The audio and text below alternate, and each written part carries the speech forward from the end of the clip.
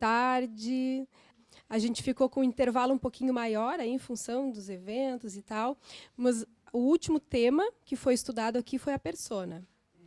E é interessante que a persona e a sombra, elas são mais ou menos o oposto exato uma da outra.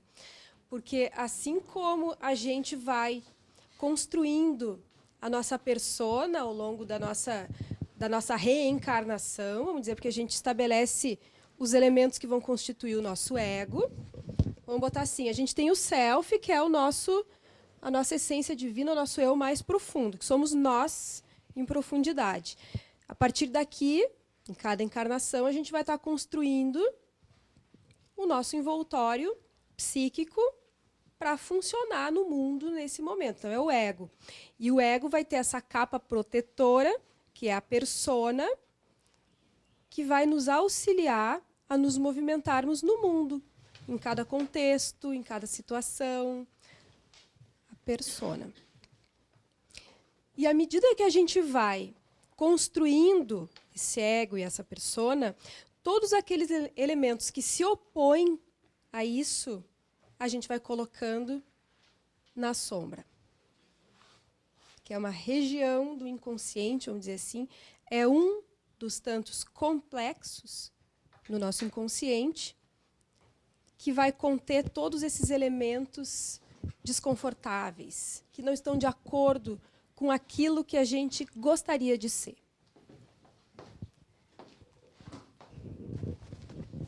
Aspectos imorais, aspectos da maldade humana, tudo isso vai ficar, tudo aquilo que a gente não reconhece como nosso, aquilo que a gente não tem desejo de ser, aquilo que a gente não quer ser, qualidades desagradáveis que a gente quer esconder dos outros e de si mesmo, muitas vezes, a gente coloca por trás de uma fachada de pessoa querida, atenciosa, amável, tudo isso que a gente acha legal e bonito de ser, a gente se esforça para ser, e que um pouquinho a gente até é, mas o que se opõe a isso vai formando a sombra. Tudo aquilo que é contrário aos costumes, porque também vai ter a ver com o contexto no qual a gente está inserido.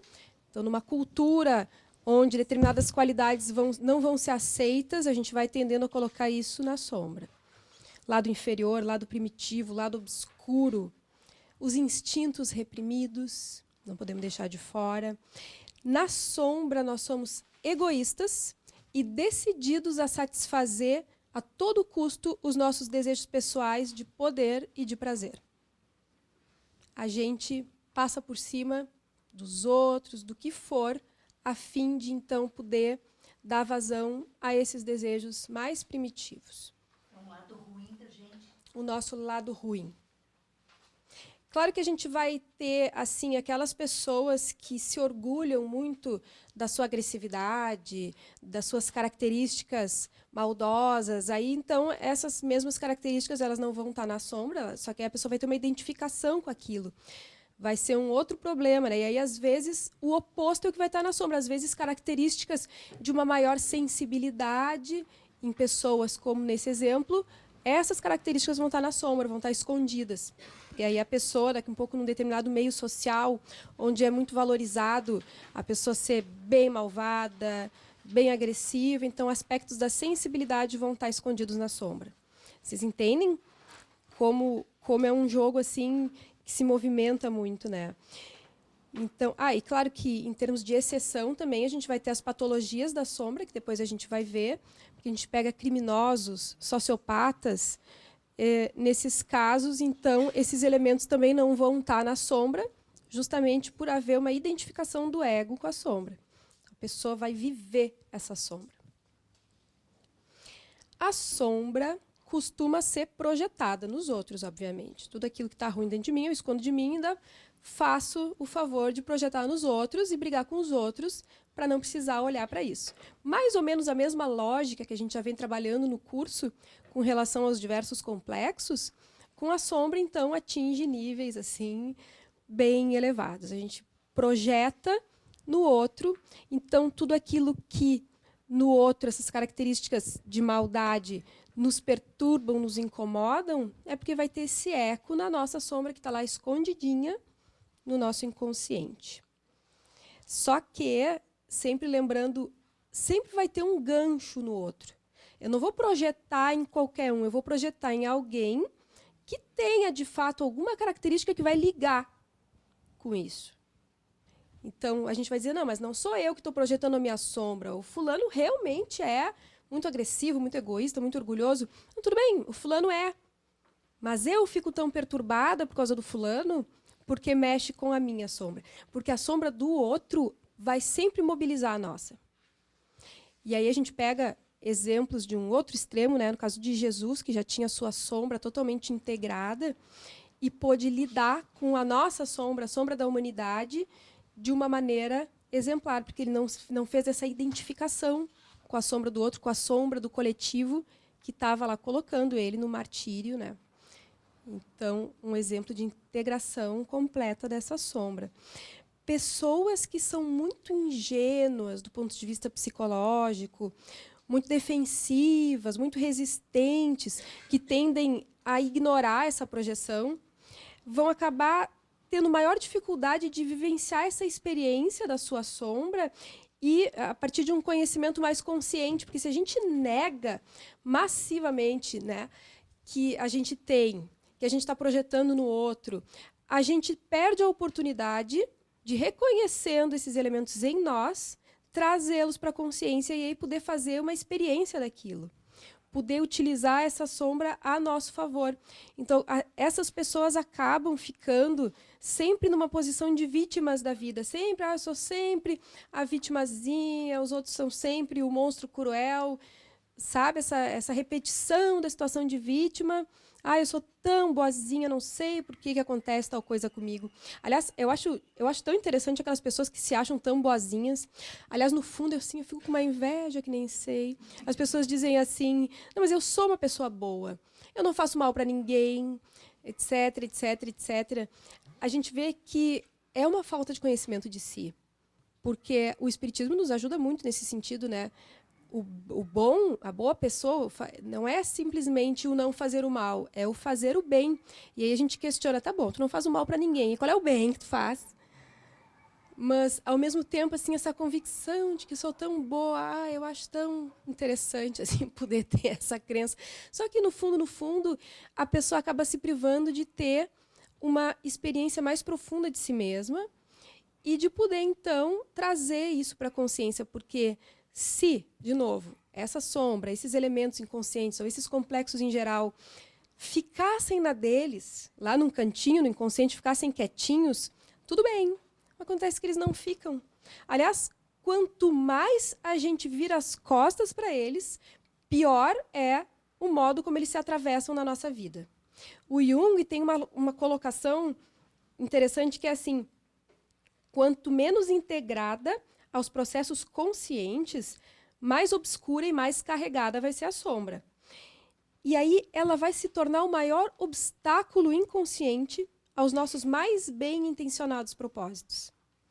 Quanto mais a gente deixa ela isolada, não olha, não traz para a consciência, mas ela vai ficando carregada e vai acumulando tensão.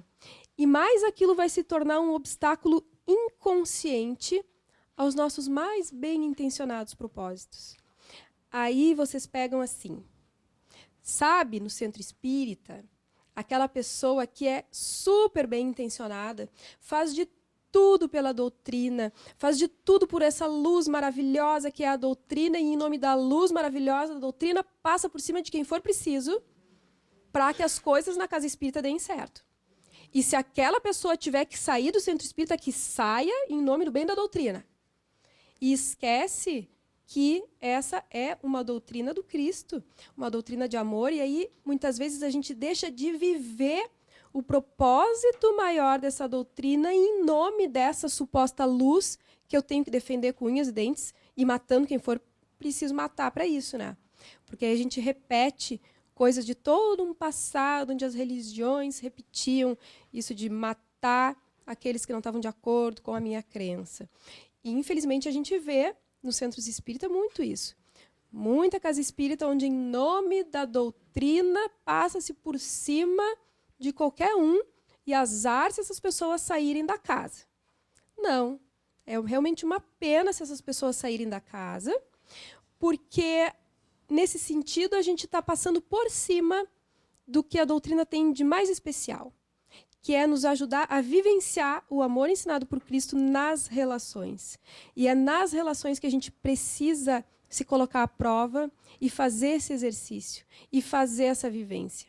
Então, ter contato com a sombra é muito doloroso. Principalmente quando a gente começa a parar para pensar em algumas coisas, a gente identifica essas coisas na nossa vida, isso mobiliza muito profundamente. Mas é muito importante poder fazer esse exercício. Porque se num primeiro momento é desconfortável, dói, a gente não gosta de se dar conta nem da nossa sombra, nem da sombra daqueles que vivem conosco, mas depois de passado esse primeiro momento, ela passa a estar num outro lugar. E ela vai passando a estar mais a nosso serviço. Porque a gente pega um outro exemplo da família, por exemplo. Faz de conta que a gente tem um familiar muito querido, que a gente ama e adora de paixão, mas que é uma pessoa extremamente invasiva. Se eu for uma pessoa boazinha, ingênua, que não pode se dar conta da sombra, eu não vou me permitir me incomodar com aquele comportamento invasivo do outro. Só que lá no fundo, eu vou estar morrendo de raiva. Só que eu não vou nem me dar conta dessa raiva. Eu vou fazer uma gastrite, sei lá. Espírita não tem raiva, tem gastrite, né? Vocês sabem disso.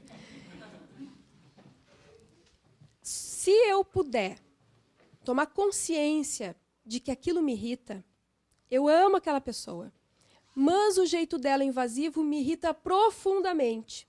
Não gosto que aquela pessoa seja invasiva, se meta na minha vida, faça isso e aquilo, entre sem bater na porta na minha casa. Se eu me dou conta dessa raiva, eu vou poder transformar essa raiva na firmeza suficiente para tomar a iniciativa de conversar com a pessoa e de dizer, com todo amor, fulaninho, eu te amo de paixão, mas eu não quero que tu entre na minha casa sem bater na porta.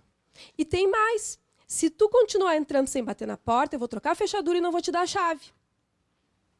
E isso não é falta de amor. Isso é botar limite. A pessoa vai se ofender, vai ficar 2 semanas sem falar com a gente e depois vai passar. E eu não vou ter uma gastrite. É diferente de eu fazer uma identificação com a sombra. O que seria uma identificação com a sombra? Nesse mesmo caso, então, eu não sou a pessoa ingênua, boazinha, eu não quero ser essa pessoa boazinha, então o que eu faço? Eu olho para minha sombra, só que eu me identifico, vou lá e boto os cachorros, trato mal aquela pessoa, faço uma grosseria. O exemplo que eu dei não é fazer uma grosseria, é ser firme. E dizer, inclusive, que eu vou colocar um limite mais forte se a pessoa não respeitar o meu pedido de que toque a campainha. Então, poder olhar para essa sombra, integrar ela aos processos conscientes, é isso. É não ser o ingênuo, é não ser o bonzinho, é o ser bom, não fazendo uma identificação com aqueles aspectos ruins. Não é dar vazão àquela raiva, àquela agressividade. Não, mas é poder se dar conta que aquilo está me incomodando. É poder se perceber, num primeiro momento, com raiva, porque num primeiro momento vem assim. A pessoa entra na casa sem bater e a gente se sente irritado. Por que eu estou irritada? Eu estou irritada por isso. Veja bem, eu não estou gostando disso. E aí poder olhar para tal situação e tomar uma atitude diferente. Esse é um exemplo de como a gente lidar com elementos que ficam na nossa sombra. A sombra, ela ameaça o ego. Esse é o papel dela. Aliás, o papel da sombra, enquanto complexo, é justamente aquele mesmo papel que tem o nosso inimigo, ou o nosso obsessor, dizendo de outro modo, que vem justamente nos colocar à prova, nos lembrar de que a gente não é tão bom e tão maravilhoso quanto a gente pensava. Esse é o papel fundamental da sombra. Só que é importante lembrar que, apesar da sombra conter todos esses elementos da maldade, as coisas ruins, existem elementos que ficam na sombra, muitas vezes, e que não são elementos negativos. Na sombra também tem coisas boas. A gente usa muito a imagem da casa para representar o psiquismo humano, né? E se a gente fosse pegar a casa para representar o psiquismo, a sombra dentro dessa casa seria o quarto da bagunça. Ou a despensa, ou a gaveta bagunçada, onde a gente enfia tudo que é coisa e não tem tempo para arrumar. Tirando aqueles que são mais obsessivos, sempre tem algum canto na nossa casa, algum armário, alguma gaveta, onde, quando vê, está tudo empilhado, fora de ordem, amassado, coisa velha, às vezes lixo misturado. E a sombra seria esse local. Apesar de ter um monte de coisa que não presta mais, um monte de lixo, sempre tem alguma coisa valiosa no meio, alguma fotografia, alguma recordação. E no caso da sombra é assim também, porque a gente pega, por exemplo, pessoas que tenham uma autoestima muito baixa. Elementos muito importantes daquela personalidade vão estar colocados na sombra, por causa da baixa autoestima. Eu vejo muito em consultório, assim, por exemplo, pessoas que têm pânico de falar em público. E aí, quando tu vai fazer uma avaliação mais a fundo, tu vê que aquela pessoa, apesar de dizer, eu estou com um problema no meu trabalho, porque eu tenho que me expor, tenho que falar em público, e tenho dificuldade, não gosto, é horrível, detesto isso. Aí tu vai avaliar, a pessoa adora isso. Inveja quem faz. Adoraria fazer, não consegue. E aí, essas capacidades, esse baita palestrante que tem ali dentro, está na sombra. E como a pessoa se sente muito mal naquele momento, essa autoestima acaba fazendo com que a pessoa fique fóbica naquele momento, comece a ter... O ego se sente tão ameaçado pela sombra que começa a vir sintomas de morte, sufocamento, aceleração cardíaca, sei lá, um monte de coisa, a pessoa começa a passar mal, e aí tem uma crise de pânico e nunca consegue falar na frente de outras pessoas. Mas aquela que adora falar, aquele palestrante que está ali dentro, está na sombra. E que se a gente puder trazer para a consciência, inicialmente identificando o desejo. Eu me lembro de já ter falado isso para alguns pacientes, assim, né? Eu vou te contar uma coisa. Tu adora falar em público? Bem capaz. Não, de jeito nenhum. Eu estou aqui justamente pelo contrário, porque eu detesto, porque eu me sinto muito mal. Começa a trabalhar e vai ver que realmente aquela pessoa gosta. Não consegue, mas gosta, adoraria. E aí, conforme a pessoa vai se dando conta inicialmente desse desejo, vai se permitindo ter esse desejo. E aí vai podendo lidar com o porquê que é tão ameaçador, o que naquela história, o que naquela pessoa... às vezes tem elementos de outras encarnações, né? Eu me lembro de um caso que eu acompanhei, de uma pessoa que ela fazia muita meditação, assim, então ela tinha alguns momentos assim, de umas regressões espontâneas que ela me contava depois. E uma coisa que a gente observou nas experiências dela é que, muito provavelmente, ela teve uma encarnação anterior onde ela foi um grande orador, assim, e ela se via nos flashes, assim, falando em praça pública para muita gente. E aí ela acabou prejudicando muitas pessoas através da facilidade dela de falar em público. E aí, possivelmente, na atual encarnação, ela veio com esses bloqueios, dava muita vergonha, muito medo, era um pavor, assim, porque era o pavor dela vir a falhar como ela se sentiu tendo falhado na outra existência. E aí todo o trabalho não é só para dessensibilizar e fazer aquela pessoa, então, conseguir ir falar em público. Não, é de poder trabalhar o quanto, se, num outro momento, ela não soube fazer uso daquilo, bom, que uso deveria ser feito agora? Para que, a serviço de que ela poderia colocar a sua capacidade verbal, e aí, a partir daí, ir trabalhando o quanto pode ser usado para o bem, para ajudar os outros, para ajudar a si mesmo. Né? E aí a pessoa vai superando aquele sentimento de culpa que ficou. Então, vocês veem como a coisa é profunda. E, por essa razão, muitas capacidades, qualidades positivas também podem ficar na sombra. Então, não é só coisa ruim, né? Tem coisas bem importantes que ficam também. Por isso que a gente diz que o tímido é um exibidinho por dentro. E tem uma frase que eu gosto muito, e eu vou colocar desse lado aqui do quadro, porque já veio pessoas reclamando para mim que esse lado aqui do quadro não se enxerga direito. Olha só que interessante. Tememos o que mais desejamos.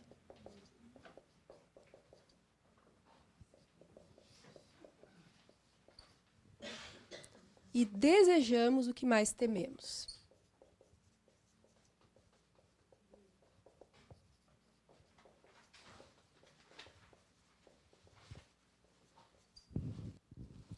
Então, tememos o que mais desejamos e desejamos o que mais tememos. Precisava ser tão contraditório, né? Não precisava. Então, como eu estava dizendo, a função... É bem isso, né? Porque quando a gente descobre qual é o teu maior medo, né? Ah, sei lá, meu medo é de ser demitido.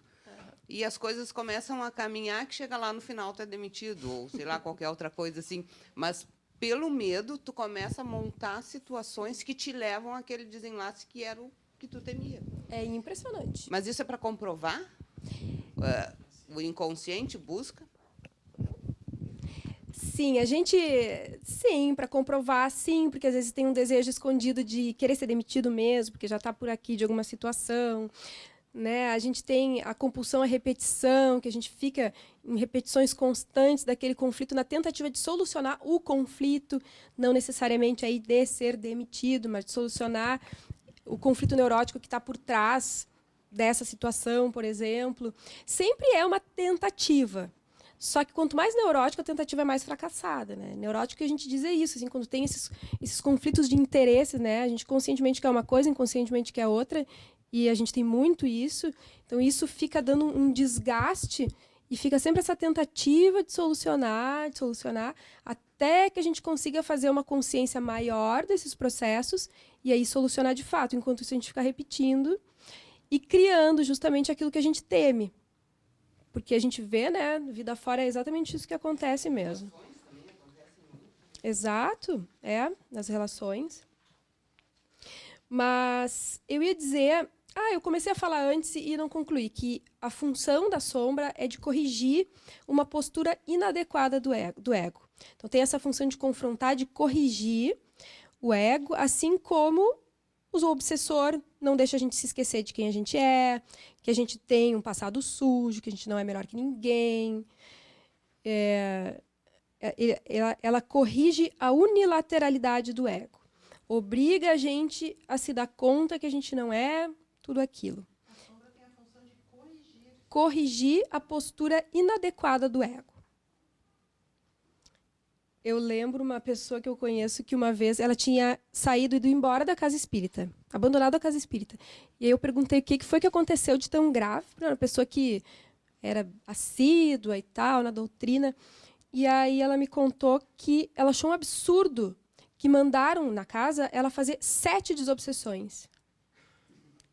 Aí eu disse, me manda fazer 7 desobsessões, eu fico tão feliz. Tem casa espírita, às vezes, que tu tem que pedir, implorar para ganhar ficha, para provar que tu está obsediado para conseguir ficha para fazer desobsessão. Se me dão 7, eu fico bem feliz, porque a gente está sempre, né, gente? Se fosse fazer o grupo mediúnico só para atender a gente mesmo, meu Deus do céu, não ia terminar o trabalho nunca. Então, a gente está ali para trabalhar e servindo, mudar e mudando, sanar os nossos problemas com os obsessores. Mas se fosse fazer para a gente, então, meu Deus, não ia dar nem espaço para atender o público, né? Então, a pessoa ficou ofendida porque disseram para ela fazer as 7 desobsessões. A imagem que nós temos de nós mesmos, né? Eu não preciso. E vou dizer uma coisa para vocês, a gente está rindo aqui da minha conhecida, mas os piores são os dirigentes. Não é nem só os espíritas não, os dirigentes, as diretorias. Como é difícil tu pegar gente das diretorias e botar para fazer uma desobsessão simples, junto com todo mundo. Ou um atendimento fraterno, pior ainda. Fazer um atendimento fraterno. Ah, não, daí vão saber dos meus podres, né? A pessoa se sente se expondo. E é muito comum as pessoas saírem da sua casa espírita e fazer atendimento fraterno, desobsessão em outra cidade, se possível. Se for do interior, nem se fala, vocês me desculpem, mas é verdade. Não fazem, né? Porque todo mundo se conhece, aí vai ficar sabendo, a fofoca rola solta e ser humano é triste. Então, a gente precisa pensar. Eu me lembro, eu não sei se eu compartilhei com vocês, mas na casa espírita que eu trabalhei, antes que eu participava do atendimento de desobsessão, e eram cabines de atendimento, assim. E aí, ao final do trabalho, veio a nossa vice-presidente da casa fazer o atendimento, tinha terminado o trabalho, e ela tinha se sentido em desequilíbrio, não estava conseguindo se recompor e veio para o atendimento. E eu achei aquilo tão bonito e eu falei para ela, né? Eu disse, que coisa mais linda a pessoa ser a vice-presidente da casa e vir aqui, com simples mortais como nós, aqui fazer um atendimento, e isso é tão bonito. E ela disse, não quero nem ouvir tu falar isso, me faz mal. A pessoa de uma humildade, assim, né? Mas o oposto também é verdadeiro. A pessoa que vai atender o vice-presidente, também às vezes não se sente capaz de fazer aquele atendimento. O que é isso? Nós somos ferramentas. Uns mais piores que outros, é assim, tudo bem. Mas ferramentas, quem está trabalhando são eles, não é a gente. Que isso, não estou à altura de atender o presidente da casa. Né, Sildi? Somos mais necessitados. A necessidade, às vezes, é maior ainda, né? Se viesse o Divaldo que tomar um passe, todos nós poderíamos dar um passe nele. Isso eu vejo muitas vezes pessoas também que vêm me confidenciar assim, fui fazer um atendimento fraterno, mas o atendente ficou num constrangimento, que era eu, que não sei o que. Pois é, por que isso, né? Aí acaba deixando de acolher aquela pessoa que está ali precisando também. E que às vezes a gente desconhece os dramas íntimos. Então a sombra está presente em todos nós. Claro, fica à vontade. Uma frase que eu Enquanto escutei isso, eu tomo água. estudando a sombra, sobre sombra, né? Eu não conheço, José Raimundo Gomes, é um psicólogo que estava falando sobre sombra. E aí ele disse assim que é necessário muita humildade para a gente buscar e reconhecer as nossas sombras, porque a sombra serve para não nos deixar esquecer nossa verdadeira estatura, a estatura humana. Perfeita. Eu achei fora de série essa colocação, né? Perfeita. Deixa bem claro, né? É a estatura humana, exatamente. Humanos. E no atual estágio evolutivo é o que a casa oferece, né, gente? Mundo de provas e expiações. Não adianta a gente achar que é muito mais do que isso. O que de melhor a gente pode fazer é identificar isso em nós para ir trazendo para a consciência e não simplesmente nos identificar com isso. É o que a gente pode fazer e já está de bom tamanho. Sonhos relacionados com a sombra, interessante, tem um paciente da Von Franz, que é aquela discípula do Jung, para quem não lembra, e eu tenho uma vaga lembrança de ter já contado para vocês isso, mas eu vou contar de novo, azar. Ou era alguma outra coisa parecida. Era um paciente dela que sonhava sempre com um homem maltrapilho perseguindo, e era uma pessoa que trabalhava demais e estava negligenciando. Esse maltrapilho que ficava perseguindo o paciente era um aspecto dele que estava sendo negligenciado.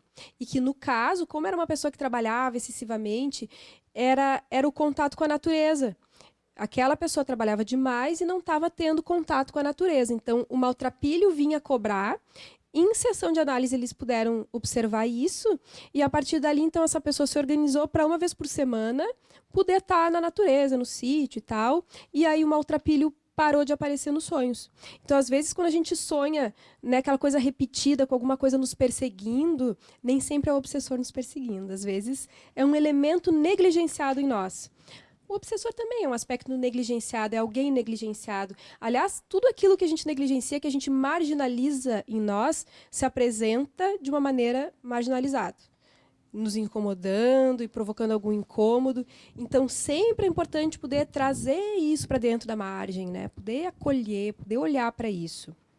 Na doutrina, o trabalho com a nossa sombra, o buscar, reconhecer e saber trabalhar com ela, tem a ver com a transformação moral. Com toda certeza. Quando a gente fala de reforma íntima, todos esses aspectos que a gente está vendo, a gente está falando da mesma coisa. Então, a nossa transformação moral, aliás, mais do que isso, o encontro com o self passa pela sombra. Olha que forte isso, né? A gente vai ter aula sobre self especificamente, mas a gente poder ter esse encontro com o self passa por a gente ir podendo ter contato com todas essas regiões marginalizadas de nós mesmos. E com a sombra é fundamental. Então, para a gente evoluir, para a gente individuar, necessariamente a gente tem que poder olhar para isso. Não adianta a gente achar que vai evoluir, vai chegar na luz sem olhar para o inferno dentro de nós. Jung disse, né, que tem uma árvore que cresce até o céu se as raízes não crescerem. Ai, acho linda essa frase. Nenhuma árvore cresce até o céu se as raízes não forem profundas, não descerem até o inferno. É bem isso. Então, o inconsciente... sonhos, às vezes, assim, com mordida de bicho, de cobra, mordida de abelha. Isso também, às vezes, está mostrando esses aspectos nossos, querendo chamar atenção. Os índios norte-americanos diziam que os insetos eram a tentativa de Deus de chamar nossa atenção quando a gente está descuidado. Então, essas coisas incômodas que nos mordem, que nos perturbam, pode ser elementos nossos chamando a nossa atenção. E tem uma coisa bem importante, que o nosso inconsciente ele vai dando sinais. Tem pacientes, às vezes, que ficam super chateados porque queriam trazer um sonho, mas não anotaram, depois esqueceram. E os sonhos eles se repetem. Às vezes, eles não se repetem exatamente igual, mas aquele elemento vai aparecendo num sonho, depois em outro, e a gente não consegue entender num. Quando a gente não entende num, não tem por que se preocupar, porque continua aparecendo com símbolos, às vezes, um pouquinho diferentes. Então, aquilo tende a vir se apresentando. E o inconsciente, ele vai nos dando sinais, até o extremo do sinal, que é botar no concreto. A gente costuma dizer que o inconsciente avisa 3 vezes, e na 4ª vez ele bota no concreto. Na 4ª vez, ele cria a situação na nossa vida cotidiana. E aí a gente vê como a gente cria algumas dificuldades que servem para nos chamar a atenção e que nada é por acaso, tá tudo. A nossa vida prática, ela é uma metáfora tão perfeita do nosso psiquismo que é incrível quando a gente vai ver, mas por que eu tropecei e caí de joelho no chão? Por que eu fui atropelado, assaltado, não sei o quê? Sempre tem algum encaixe assim, com o momento que a gente está vivenciando e com alguma necessidade de experienciar alguma coisa. Uma situação minha, para tentar exemplificar um pouquinho, uma vez que eu estava muito mobilizada com a situação de uma amiga minha que tinha sofrido um determinado tipo de violência, e naqueles dias eu me permiti ficar muito irritadiça, assim, sabe, com a violência urbana e coisa e tal, e passei uns dias assim, alimentando uma certa energia negativa, assim, né? E aí, um belo dia, eu tinha combinado de ir jantar na casa de uma outra amiga. E aí me deu aquela sensação, assim, que a coisa estava meio carregada demais. Sabe quando tu vai carregando, depois tem que chover, né? Tinha carregado demais, e vai acontecer alguma coisa. Começa a dar aquela premonição, aquele pressentimento. E aí eu fiquei pensando, eu ia a pé até a casa dela, era de noite, tantas quadras, quer saber, eu não vou a pé. Fiquei pensando o que podia acontecer. Fiz a minha prece e aí fui de carro. Fui de carro, cuidei bem, assim, e fui lá jantar com ela. Tarde da noite eu saí para vir embora, o carro não ligava. Roubaram um step. Aí eu fiquei furiosa, né? Aquela função toda e chama coisa para solucionar a situação e tal, tá. Porque não foi só roubar o step, eles cortaram a parte elétrica do carro para poder tirar o step sem disparar o alarme. Então eu não conseguia mais ligar o carro, e era tarde da noite, aquela coisa toda, e eu fiquei bem braba. E tá, daí fui para casa e no outro dia eu estava bem braba pensando nisso, assim. E aí veio aquela voz, assim, quem sabe tu agradece, porque era para ter acontecido coisa bem pior. Tá bom, não tem ninguém mais reclamando aqui. Então, às vezes a gente... Um exemplo, assim, bem simples, mas às vezes a gente vai juntando aquela carga até que, nos termos psicológicos, a gente diz que aí constela, né? Quando a coisa vem, constela um complexo, a gente se mistura com aquilo e aquilo drena. Então, o inconsciente ele vai nos dando sinais. Às vezes a gente sonha com alguma coisa. Tem gente que morre de medo de ter sonho premonitório, porque pensa que o sonho premonitório é porque aquilo está assim, fadado a acontecer, não tem nem chorar, nem espernear. E, na verdade, muitas vezes, o sonho premonitório, ok, ele vem para nos preparar, ele vem como uma lembrança de alguma coisa que está mais ou menos articulado antes da reencarnação, uma coisa que a gente vai precisar passar, mas muitas vezes também vem como um modo de nos auxiliar a trabalhar para evitar certas situações. Então, a gente precisa estar atentos a nós mesmos, porque a gente tem esses recursos, né? Seja através dos sonhos que se repetem e mostram alguma coisa em nós. Não quer dizer que é sempre que vai acontecer uma coisa ruim com a pessoa, tá, gente? Mas que, de alguma maneira, o inconsciente sempre traz para a nossa vida algo nosso que a gente precisa ver. E aí, se a gente vê antes, sempre é um pouquinho mais fácil. O que fazer com relação à sombra? O que a gente pode fazer? A primeira coisa é reconhecer. Primeira coisa, vamos botar aqui, reconhecer. É poder perceber, se dar conta que ela existe, não se identificar. O diabo não é tão terrível quando olhado de perto. Saber carregar aquilo que é incômodo dentro de nós também é agir com compaixão. também é a gente poder amar a nós mesmos, poder identificar isso e dar uma direção positiva. Quando a gente fala de habilidade de lidar com a sombra, é poder negociar com ela. Sabe? A gente abrir a portinha da frente, convidar ela para tomar um chá, porque senão ela entra pela porta dos fundos e faz um estrago. Abre da frente, convida, toma um chazinho. O veneno, ele pode ser um remédio se usado adequadamente. Então, com a sombra é assim também, poder extrair o que ela tem de energia, de força positiva, não se identificando, não se deixando levar, acolhendo o nosso lado difícil com compaixão, aquilo que a gente detesta em nós mesmos, poder ter compaixão com isso também, né? Identificar aspectos cronificados da vida, também seria o outro item do que fazer com a sombra. Identificar aspectos cronificados da vida. Aquilo que fica se repetindo, aquilo em que a gente fica preso. Né? Poder olhar para aquele quarto da bagunça, ver que o lixo ocupa um espaço desnecessário e a gente pode dar uma organizada naquilo, extraindo alguma coisa de útil. E a neurose, ela gera um gasto de energia mental impressionante. Quando a pessoa passa por um processo de cura emocional, ou através da psicoterapia, ou através de alguma vivência importante, aquilo libera uma quantidade de energia que é incrível. Tem uma pessoa da minha família que tinha a seguinte neurose. Ela tinha sempre muito medo que as pessoas da sua família sofressem alguma coisa trágica, morressem tragicamente. E aí teve uma época em que o marido e o filho viajavam bastante a trabalho. Coitada, né? Sempre achava que ia acontecer uma tragédia, que eles iam morrer, coisa e tal, que podiam não voltar, aquela fantasia horrorosa.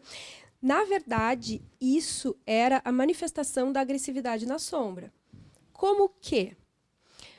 Bom, eles estão indo lá passear, viajar, mesmo que seja trabalho, e eu não. Tomara que morram, porque me deixaram aqui. Eu podia estar me divertindo, passeando, viajando, e eu estou aqui tendo que cuidar da casa, fazer um monte de coisa, e eles estão lá, que morram. Só que aí isso entrava em conflito, porque como assim? Tomara que morram. Eu amo, são as pessoas que eu mais amo. O que eu menos quero é que morram. Mas aí, quero que morram. Meu Deus do céu, vão morrer. Não quero que morram. Fica um conflito neurótico. Só que assim, a pessoa não tem consciência disso. Isso é inconsciente. A pessoa só sente um desespero que parece que é certo que vão morrer. Não é certo que vão morrer, ela quer que morra, é por isso, entendeu? Tu diz isso para a pessoa, ela te mata e não aceita. Não adianta dizer. Isso é um processo, assim, sabe? Demorado. Então, essa pessoa, depois de muita insistência, foi fazer terapia. Aí, essa pessoa foi fazer terapia. Não, já está super bem tratada esse aspecto, ela vai dar risada assistindo. Não, Deus o livre. Tem que saber o timing, senão é um problema. Vocês sabem que depois de um período assim de terapia, essa pessoa começou, ela tinha assim uns sintomas assim de cansaço excessivo e tal. Essa pessoa, depois de um tempo de terapia, começou a ter vontade de fazer um monte de coisa, e foi fazer aula de arte, e foi fazer aula de música, e começou assim a investir em si mesmo. Coisa mais incrível, porque aquele gasto de aquilo consumia energia mental. Ficar preso naquele conflito neurótico é extremamente desgastante. E a neurose não serve para nada, não serve para a gente evoluir, o sofrimento para a gente crescer, não. É gasto de energia, é uma tentativa da gente se dar conta de algo, sanar algo, mas a gente precisa olhar para isso para avançar. Essas neuroses, elas nos seguram na retaguarda, principalmente porque a gente acaba botando a culpa nos outros, jogando para os outros resolver. Então, olhar para isso, além de tudo, também libera uma energia fantástica.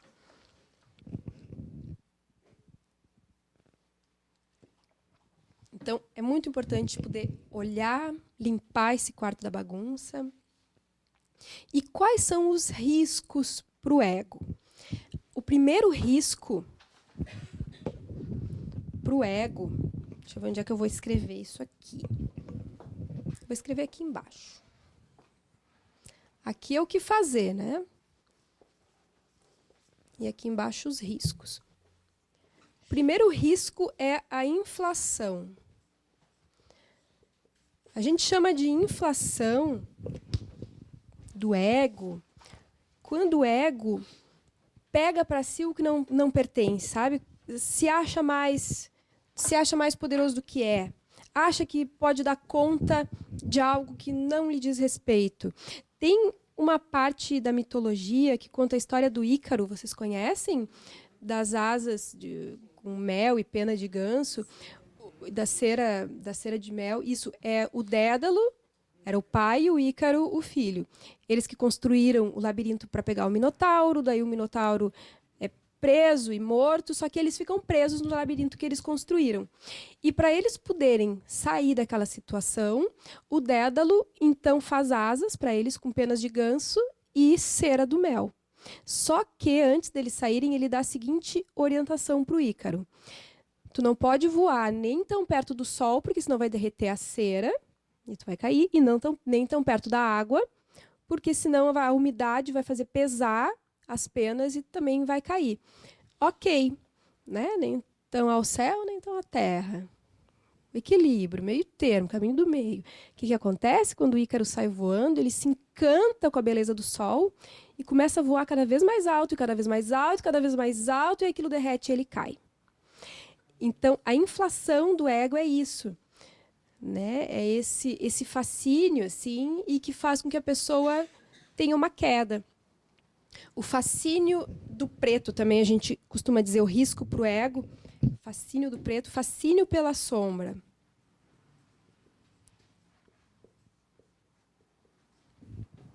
No caso daquelas pessoas fundamentalistas, extremamente radicais, que acabam se tornando completamente cegas e passando por cima de quem quer que seja, justamente por um ideal, assim, né? É o ser tomado pela sombra e não enxergar mais nada.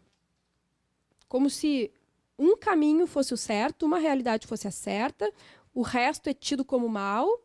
Fora do espiritismo não há salvação. Coitados dos outros que não são espírita, por exemplo. No nosso caso do espiritismo, né? Então, é uma visão estreita. Ser tomado pela sombra dessa maneira faz com que a gente fique com uma visão extremamente estreita. Fanatismo. É o fanatismo, exatamente. E o achar que não tem sombra. Achar que não tem sombra. E tem gente, hein, pessoal? Tem gente que pensa. Nós aqui já fomos mais ou menos vacinadinhos, né? A gente já sabe que ela existe, mas bastante gente que acha que não tem. O sol do meio-dia. O sol do meio-dia, a gente diz que é o sol que está a pino, a sombra fica embaixo dos nossos pés, então a gente não enxerga, acha que aquela luz toda é nossa. A sombra está bem embaixo do pé. O ego acha que está iluminado e não reconhece a sombra.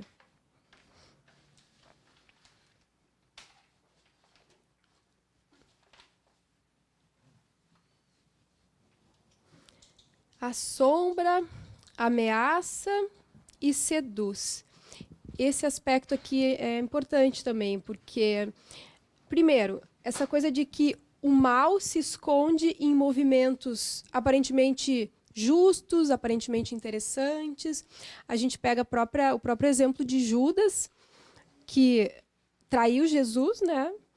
Mas, inicialmente, ele acaba fazendo isso por achar que o modo dele conduzir as coisas talvez fosse mais eficaz, ou que talvez Jesus tivesse que ser um revolucionário como esperava o mundo, né? E tenta fazer os movimentos num nível político na sua época, e é tomado, então, por essa sombra que agia sem que ele se percebesse. Então, as pessoas que querem fazer o bem passam por cima dos outros, como a gente vinha falando, né? O problema não é exatamente o que a gente traz dentro de nós, mas é o que a gente faz com o que a gente traz dentro de nós. Porque a gente traz de tudo. Mas a gente pode dar um curso melhor ou pior para esses elementos, né? Então, a gente tem nas relações familiares também, assim, onde é que essa sombra se esconde? A gente tem uma pessoa na família que é muito agressiva e a sombra aparece, e tem outra que não, mas que lida muito incutindo sentimento de culpa nos outros, né? Pegando o exemplo de um adolescente agora pensando, onde o pai tinha um comportamento assim mais agressivo, e aí numa determinada situação, o adolescente pedindo para ir na festa. Aí o pai diz: "Não, não vai", de uma maneira mais bruta, mais agressiva, a sombra aparecendo assim. E a mãe dizia que sim, mas eu deixo tu ir, mas eu não vou dormir essa noite.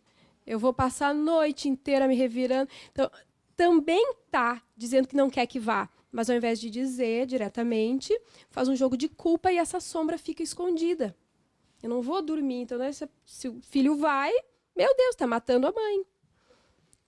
Ou seja, pior ainda, né? A gente tem o lado sombra no coletivo, a gente tem, então, a sombra complexo, que é isso que a gente está falando, essas vivências pessoais, esses elementos dentro de nós, mas a gente tem o lado sombra no coletivo, que é a sombra arquétipo, certo? E que é necessário que exista, é necessário que tenha quem dê conta, por exemplo, de cuidar dessas coisas do lixo. E a gente tem as psicopatologias da sombra. Como eu falei antes, a sociopatia, né, os criminosos, que tem aquela coisa da onipotência. Existem teorias que dizem que há ou uma ausência de culpa, a pessoa é incapaz de sentir culpa, ou tem a presença de uma culpa muito excessiva, que o ego não dá conta. De qualquer maneira, são pessoas que não têm a capacidade de se colocar no lugar do outro, né? Então, aí tem uma identificação completa com a sombra. A gente tem a obsessividade, transtorno obsessivo-compulsivo, onde a gente tem também a presença muito marcante da sombra, e a gente identifica pela coisa da exigência, do julgamento, né? E no pânico por aquilo que a gente falava antes, de ter, muitas vezes, as qualidades na sombra. Grandes potenciais colocados ali, mas aquela libido não canalizada, aquela energia não canalizada gera pânico. Então, apesar de ter um grande potencial, as grandes conquistas geram pânico. Fica como se fosse uma energia solta, assim. Então, essas 3 a gente costuma dizer que são patologias relacionadas com a sombra. A Joana costuma dizer assim que... Costuma dizer é ótimo, né? Parece que estou falando com ela. Nos livros dela, a gente lendo, estudando, a gente costuma observar que a gente não vai resolver tudo numa encarnação só. Que é importante a gente poder suportar as nossas partes incompatíveis sem se identificar com elas. Já falei umas 30 vezes essa para não esquecer mesmo. Integrar os opostos, trabalhar para integrar esses opostos. O ego não resolve, o ego só administra. A solução vem do self. Então, não adianta com a nossa cabeça racional a gente tentar dar conta disso. Sabe? A gente faz esse esforço através do estudo e tal, para poder conhecer todos esses aspectos, mas a solução mais profunda, ela vem do self. O mundo não tem que dar conta daquilo que é nosso. A começar por aí, assim, talvez essa seja a estratégia mais importante. Não é o mundo que tem que dar conta disso. Se eu estou irritada, se eu estou com algum problema, se eu estou de mau humor, não é o mundo que tem que resolver isso para mim. Eu tenho que me ocupar disso, dando atenção a isso, dando amor a isso. Também não é assim, eu tenho que me ocupar disso, me quebrando sozinha, sofrendo num buraco. Não, não é isso. É podendo dar amor a esse aspecto meu que está me trazendo esse sofrimento. Não é vangloriar o sofrimento, é claro. Então, mesmo que eu não saiba bem o que fazer com isso, poder dar atenção a isso que está me incomodando, isso que me perturba, sem querer que os outros resolvam isso para mim. Esse exercício, assim, é de grande valia. A Joana diz também assim que o que é o mal e o que é o bem, né? Porque do ponto de vista espírita e do ponto de vista filosófico, a gente pode dizer que o mal em si não existe, que o mal é a ausência do bem, assim como a sombra é a ausência da luz. Mas a Joana, em termos psicológicos, ela vai definir o bem e o mal da seguinte maneira: o bem como aquilo que engrandece a vida, e o mal como aquilo que desfavorece a vida, que impede, que prejudica a vida. Então, é nesses termos que ela coloca o entendimento sobre o bem e o mal.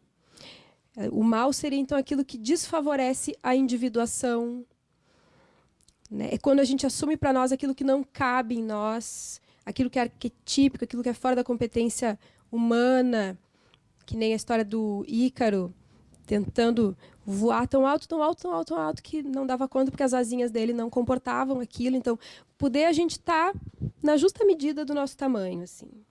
Ser gente, com as nossas falhas, fazer um pouquinho por dia, não querer fazer o todo, porque a gente entra nisso, muitas vezes, enquanto espíritas. A gente quer salvar o mundo, a gente quer salvar a humanidade, a gente quer mudar o grande.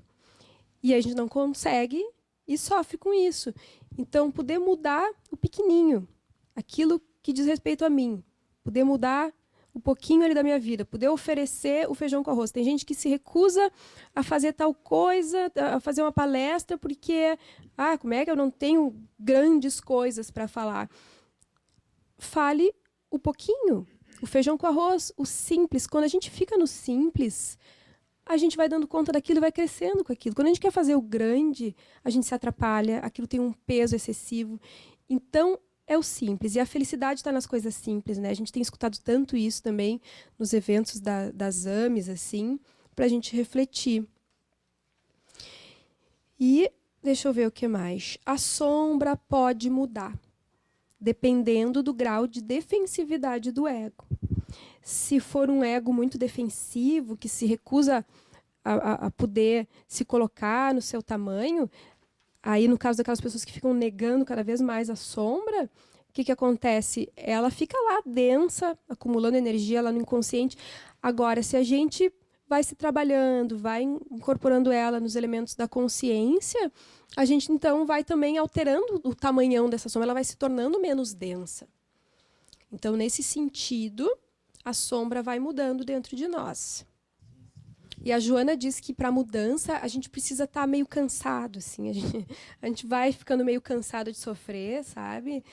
Quando a gente está cansado, estou cansada de funcionar desse jeito, sabe? Aí a gente se predispõe a mudar, quero mudar, chega. Aí a gente começa a ficar mais humilde também. É impressionante, né? Nunca é tarde, né? Não, com certeza, sem dúvida. Semana que vem a gente continua com a sombra, tá?